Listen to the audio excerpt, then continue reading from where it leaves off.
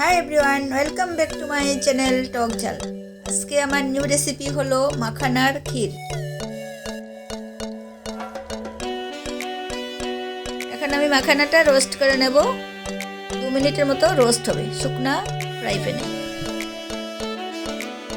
আর এই মাখানা তো আপনারা সবাই চেনেন, এটা আপনাদের সবার জানা আছে।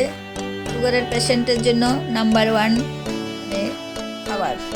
আর এই লোটাস ফুল থেকেই এই মাখানা তৈরি হয়, লোটাস ফুলের বীজি থেকে। মাখানাটা এবার আমি ধরে দেখব রোস্ট হয়েছে কিনা। মাখানাটা এবার রোস্ট হয়ে গেছে। মাখানাটা রোস্ট করতে তেল ঘি কিছুই প্রয়োজন হবে না, শুধু শুকনো খোলাতেই রোস্ট হবে। এবার আমি দিয়ে দেব 250 মিল্ক। আপনারা বেশিও দিতে পারেন, বেশি বানালে বেশি দুধ লাগবে। আমি যেহেতু বেশি বানাচ্ছি না, তাই আমি দুজনের জন্য বানাচ্ছি।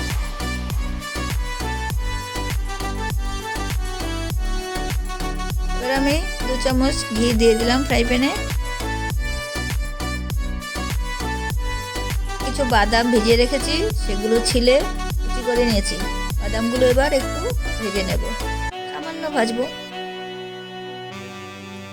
নবরাত্র স্পেশাল রেসিপি।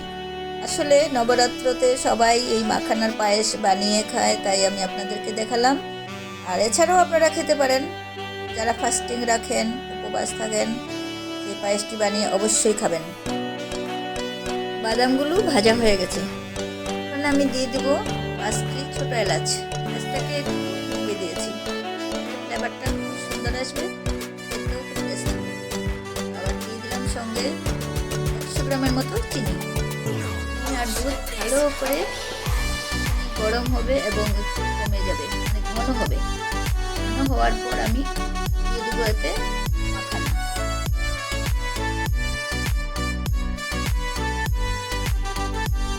দুধটা বয়েল হয়ে গেছে, এবার আমি দিয়ে দিলাম ভিজে রাখা বাদাম।